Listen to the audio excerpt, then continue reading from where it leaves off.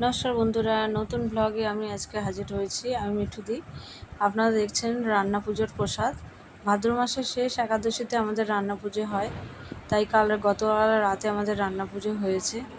আজকে এই রান্না পুজোর সমস্ত রান্না দিয়ে আমি মা মনসার ভোগ দেব, তাই সাজাচ্ছি থালা। আর এই ভোগ দেওয়ার পরে তারপরে আমরা এই পূজার প্রসাদ বিতরণ করতে পারবো বা খেতে পারবো। দেখুন আমি পূজা করছি। নিরামিষ দিয়েই কিন্তু ভোগটা হবে, রান্না করা জিনিস দিয়ে কিন্তু ভোগটা হবে। তারপর কিন্তু আমরা মাছটা আজকে রান্না করব, পরের দিন রান্না করে সেই মাছ দিয়ে সেই রান্না করা খাবার খাবো, কিন্তু ভোগের প্রসাদের সাথে মাছ কিন্তু ঠেকায় না। আর এই পূজা আমার করতে খুব ভালো লাগে, খুব শান্তি লাগে। মাকে ভোগ নিবেদনের পরে খুব মনে শান্তি পাই একটা। দেখবেন ভিডিওটা কেমন লাগলো বলবেন। আমাদের এই গ্রামের মনসা পুজো, এটা আমাদের ভাদ্র মাসে মনসা পুজো হয়।